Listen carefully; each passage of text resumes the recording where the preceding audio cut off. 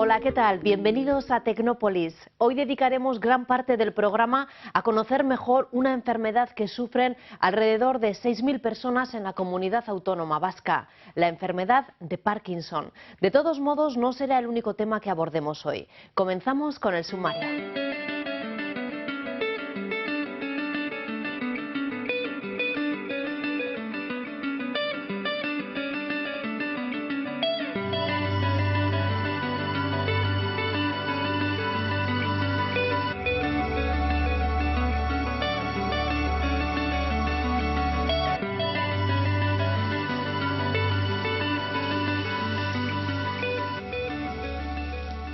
Esta semana se celebra el Día Mundial del Parkinson, una enfermedad que sufre alrededor de 1 de cada 1.000 personas en todo el mundo.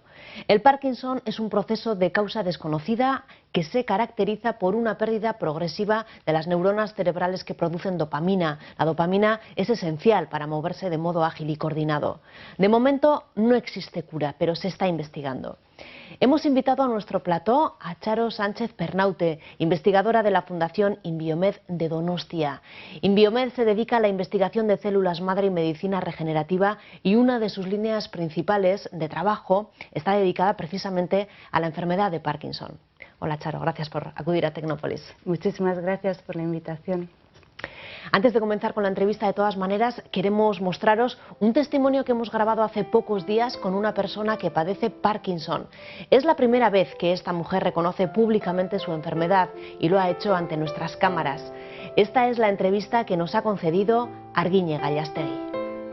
Soy Arguine Gallastegui, soy de Donosti, tengo 48 años, estoy casada con 2 hijos de 16 y 10 años. Y soy enferma de Parkinson, diagnosticada hace 3 años. Yo empecé años atrás con la parte izquierda del cuerpo, sobre todo el brazo y la mano izquierda y el pie izquierdo. Notaba como rigidez y dolor, y luego bastante torpeza en la mano izquierda. Por ejemplo, al teclear el ordenador notaba que con los dedos izquierdos que no me funcionaban muy bien, o sea, no iban muy bien. Y luego el pie izquierdo también se me agarrotaba muchas veces, entonces anduve con traumatólogos, con rehabilitaciones, para atrás y para adelante, hasta que ya al final me derivaron a un neurocirujano que me mandó a hacer unas pruebas, entre ellas una resonancia cerebral, y entonces de allí ya me remitieron al neurólogo, que es el que me hizo el diagnóstico, el 1 de marzo del 2007, nunca se me olvidará. Porque yo cuando recibí el diagnóstico me dijo, pues tienes la enfermedad de Parkinson.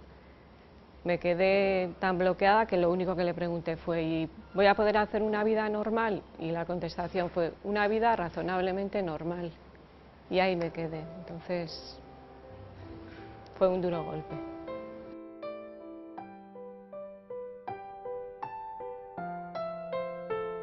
Oculta tampoco, lo que pasa que bueno, solamente en lo que es en mi entorno familiar y de amigos. Hasta ahora pues no he terminado de aceptar lo que es la enfermedad.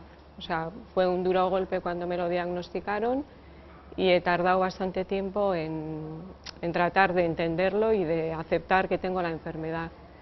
Entonces se me hacía muy difícil y todavía se me hace difícil hablar de ella, sobre todo con gente a la que no conozco o tengo menos relación. Yo creo que ha llegado el momento ya de decir, bueno, pues tengo la enfermedad y tengo que seguir adelante y luchar contra ella.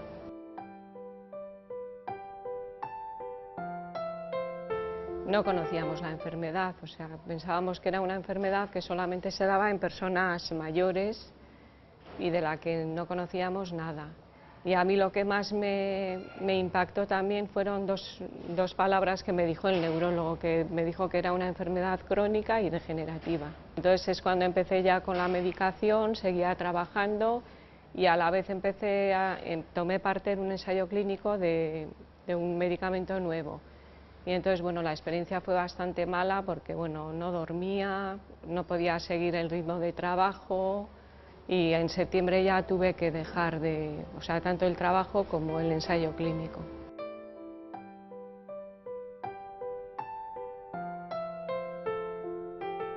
Pues mi día a día es, bueno, hacer de la vida lo más normal posible, pero a otro ritmo totalmente distinto del que hacía antes. Un ritmo mucho más lento, más tranquilo y más dedicado a cuidarme y hacer todo lo que pueda para frenar el avance de la enfermedad. Sí, sigo un tratamiento, sí, pues consiste en la levodopa, que es el que le sustituye a la dopamina. En mi caso, por ejemplo, hay días en los que me hace más efecto que otros y luego también tengo los altibajos estos del efecto de la levodopa, que es que cuando tomo la levodopa, pues en el momento que tomo y me hace efecto estoy bien, pero luego cuando baja ya hasta la siguiente dosis, baja el efecto, digamos, de la medicación y entonces estoy como más apagada, más bloqueada.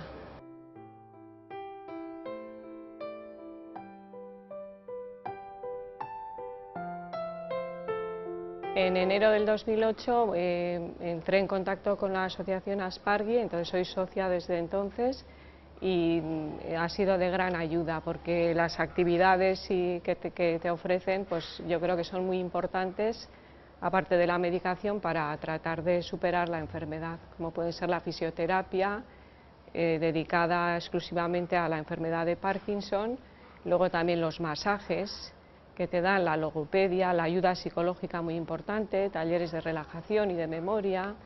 A mí desde luego me parece que es fundamental, aparte de la medicación, para poder hacer frente a la enfermedad. Yo vivo con la esperanza de que, bueno, que todas las investigaciones que están haciendo den su fruto y que muy pronto pues tengamos alguna alternativa a la levodopa.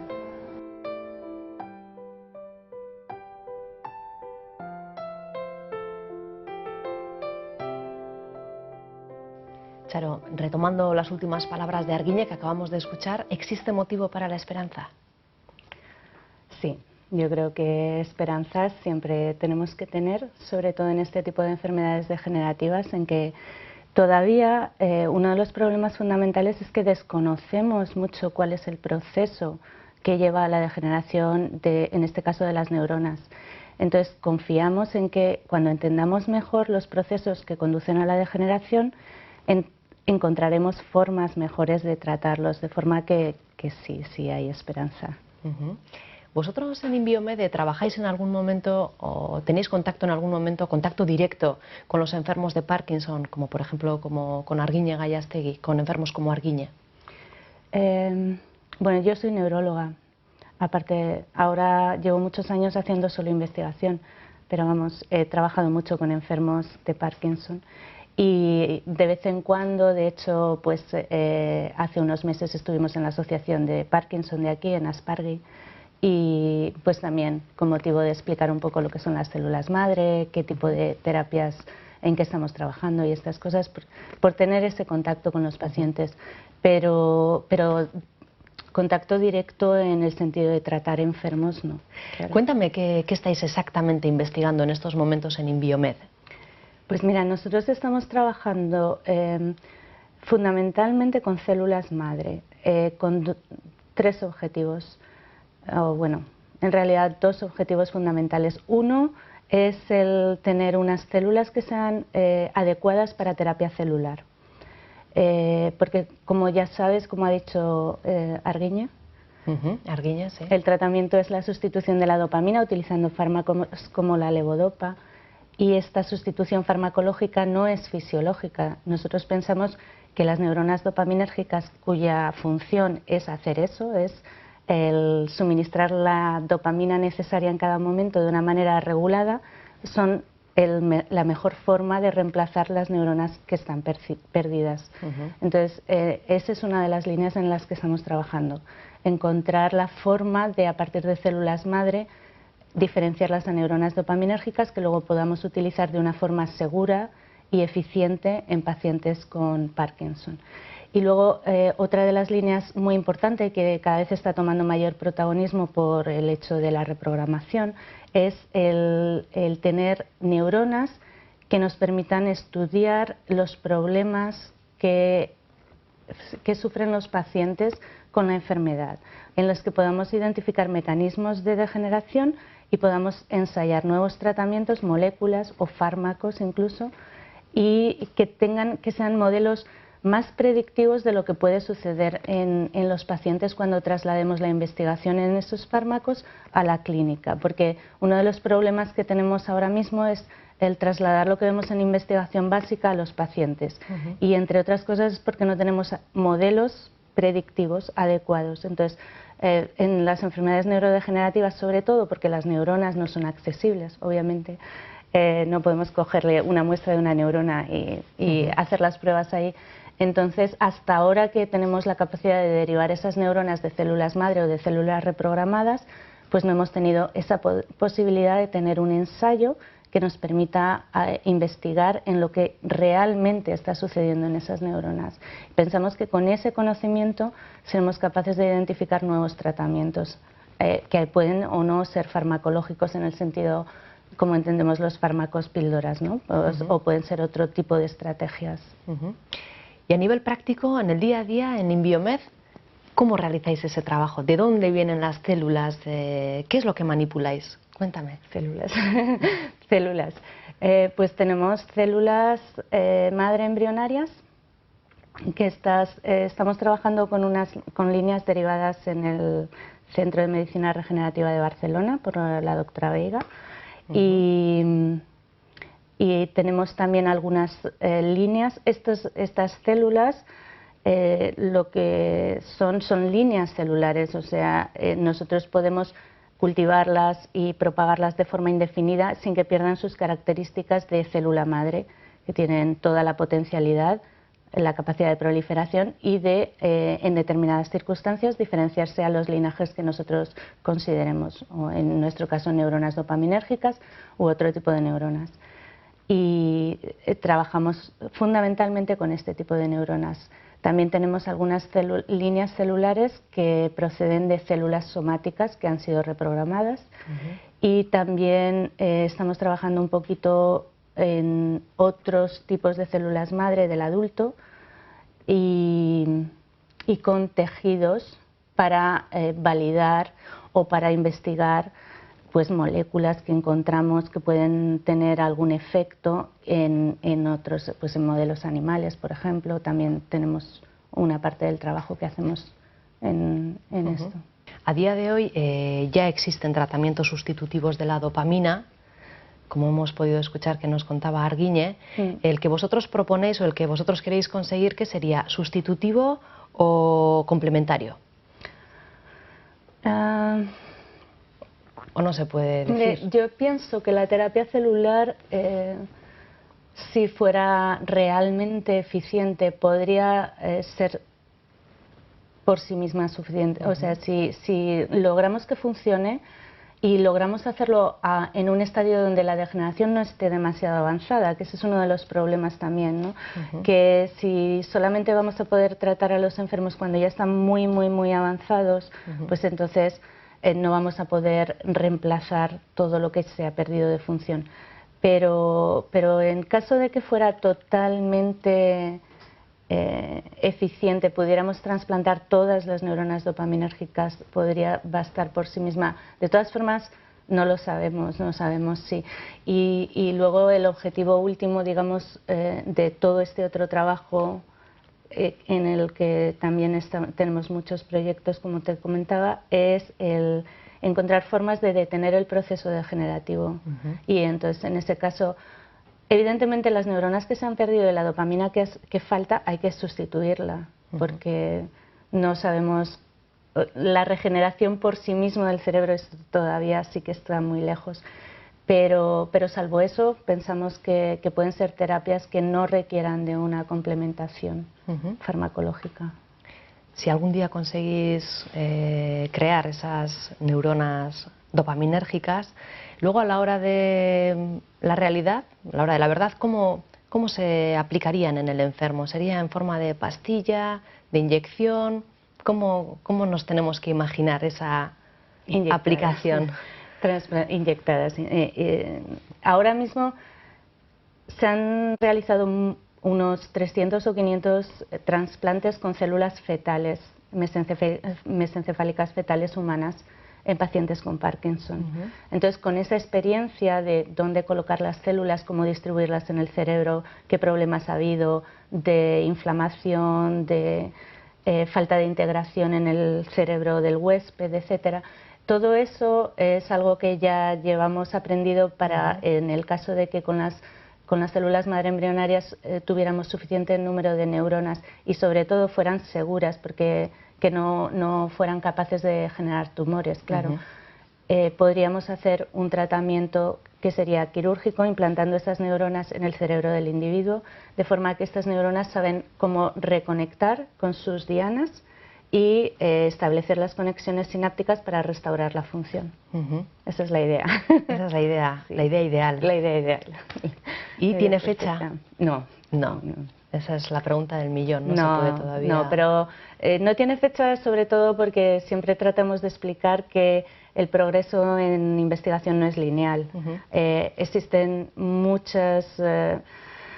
quiero decir, tú puedes investir una serie de esfuerzo, de recursos y sin embargo no realizar un progreso, y de repente puede haber un hallazgo casual, fantástico, una idea extraordinaria que produzca una aceleración, como ahora ha sido, como ha sido por ejemplo con la reprogramación, o como ha sido con grandes hitos que súbitamente han abierto un campo que hasta el momento no existía. Entonces te dan un empujón, pero sabes que es imprevisible. En este caso no podemos decir, bueno, si nosotros ponemos tanta gente y tantos millones a trabajar en esto, en tal plazo va a ocurrir. Esto no sucede así. Son imprevisibles tanto los fracasos como los éxitos. Exacto. O sea, y entonces, bueno, pues no se puede saber. Luego, lo que sí que sabemos es, una vez que tengamos todas las condiciones establecidas, luego esos son unos 10 años hasta que llegue a clínica. Muchas gracias, Charo, por acudir a Tecnópolis, por contarnos todos vuestros proyectos y suerte en el futuro. Y gracias por invitarnos. Vamos.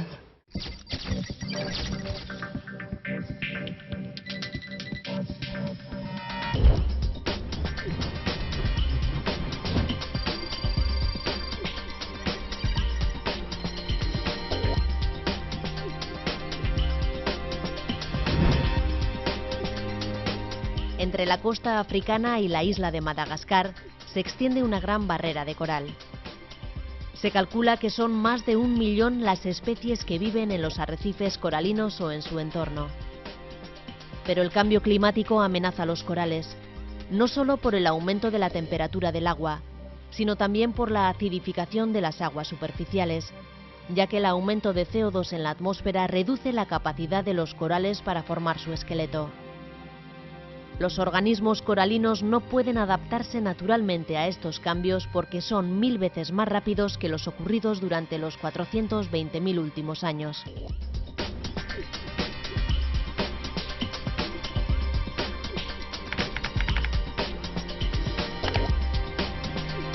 Nos encontramos ya a mediados de abril y todavía no hemos dado a conocer el nombre del ganador de nuestro concurso de fotografía de marzo.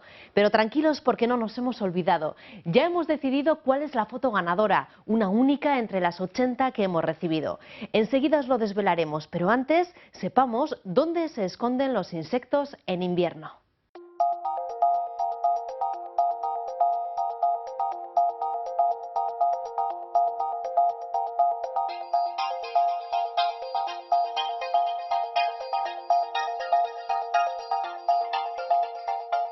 Por fin ha llegado la primavera y con ella los insectos.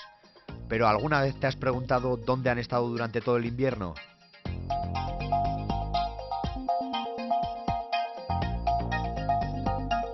Lo cierto es que la mayoría de ellos no son capaces de soportar las bajas temperaturas y mueren al llegar el frío. Pero antes se asegura la descendencia dejando huevos, que eclosionarán al llegar temperaturas más templadas.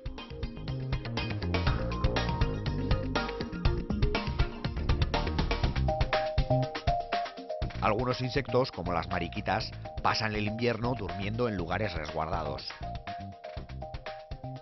En ciertas especies de mosquitos, los días más cortos del otoño activan la diapausa, un periodo de adormecimiento y desarrollo detenido parecido a la hibernación, que les permite sobrevivir al invierno.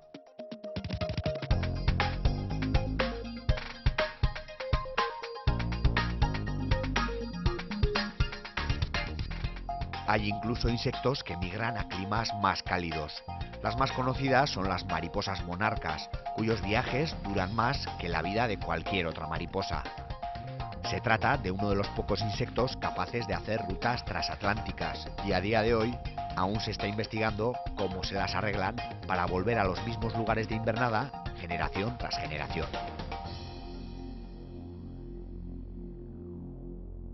Y ahora sí, estas han sido nuestras 30 fotografías favoritas de marzo. Entre ellas está la foto ganadora.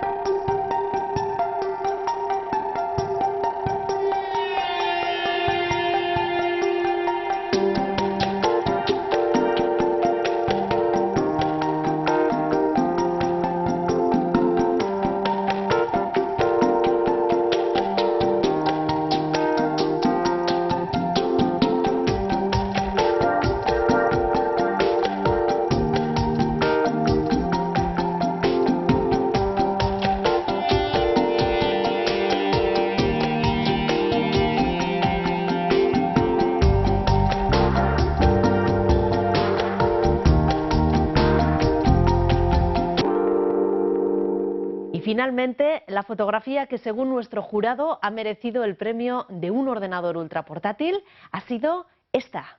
Es una fotografía de un romanescu, un híbrido de brécol y coliflor. El autor es Lorenzo Ugarte, que ha querido hacer un guiño a las estructuras naturales de tipo fractal.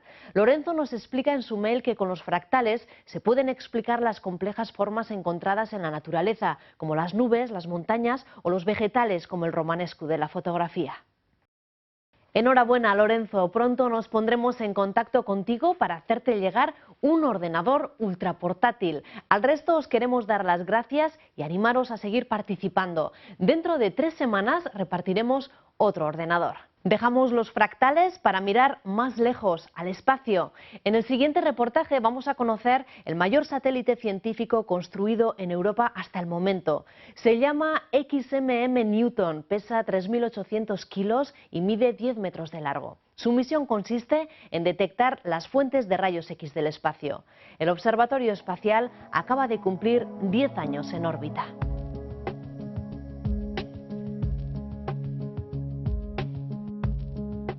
XMM Newton es el observatorio espacial más grande jamás lanzado por la Agencia Espacial Europea. Cuenta con 170 multiespejos cilíndricos de rayos X, lo que le convierte en una especie de telescopio de 3 ojos. Su capacidad de almacenaje de rayos X ha hecho posible durante estos últimos 10 años la existencia de un gran flujo de datos que han permitido a los científicos realizar numerosos descubrimientos en todos los campos de la astronomía. En una noche clara, podemos ver miles de objetos celestes, cerca y lejos. Nuestra propia Vía Láctea está llena de ellos. Sin embargo, el telescopio XMM Newton es capaz de revelar miles de fuentes emisoras de rayos X que están ocultas por la atmósfera de la Tierra. Even X-rays are energetic and can penetrate. Aunque los rayos X son altamente energéticos y pueden penetrar en la piel y en el cuerpo, no pueden penetrar en la atmósfera de un planeta. Hay demasiado gas entre el espacio y la Tierra. Por eso, el observatorio tiene que estar situado fuera de la atmósfera, en el espacio. Y tenemos que ver si desde allí podemos detectar los rayos X.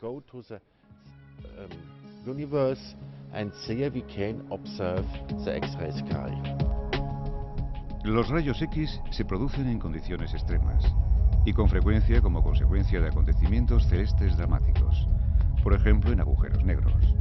Precisamente es en el estudio de esos entornos tan especiales donde destaca el telescopio. Agujeros negros que están presentes incluso en el centro de la Vía Láctea. Los rayos X pueden revelar la evolución de galaxias masivas e incluso la de cúmulos de galaxias, las mayores estructuras del espacio. En este cúmulo, por ejemplo, se puede apreciar la galaxia central rodeada de una nube de rayos X de gas caliente, un halo de materia oscura de 3 millones de años luz de diámetro. La temperatura aquí puede alcanzar los 50 millones de grados. El telescopio XMM Newton ha ayudado a definir las teorías acerca de esta misteriosa materia. Teorías según las cuales la materia oscura supera la ordinaria en una proporción de 5 a 1. Los cúmulos de galaxias contienen cientos o miles de galaxias. Observados de manera simple no se aprecia gran cosa, pero con los detectores de rayos X se ven como si fueran la fuente más brillante del cielo. Tenemos un profundo potencial que está formado por materia oscura y representa el 80% de la energía de esos cúmulos de galaxias.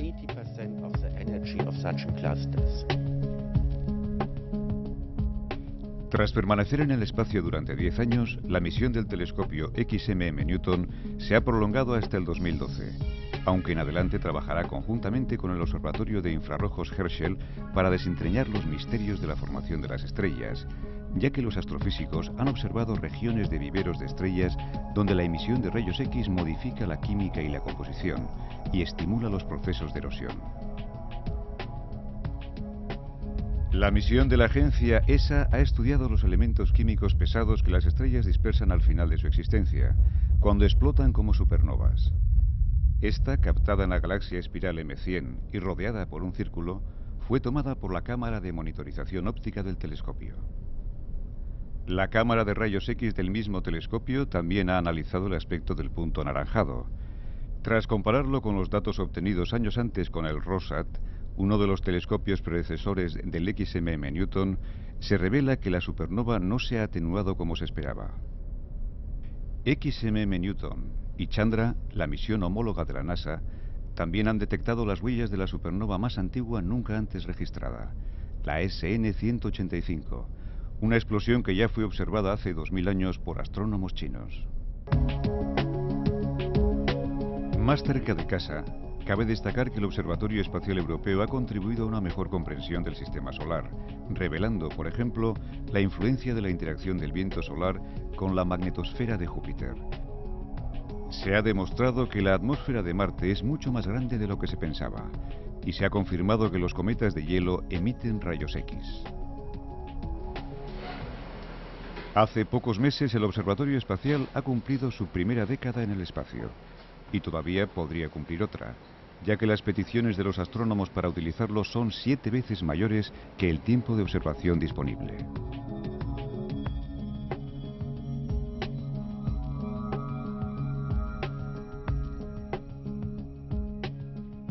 Con esa mirada al universo y a los rayos X nos despedimos. La próxima semana hablaremos de los retos de la inteligencia artificial aplicada en la robótica. También conoceremos un robot muy especial, el iCap, un robot niño de 2 años de edad con el que se están intentando mejorar tanto la visión artificial como la movilidad de las máquinas humanoides.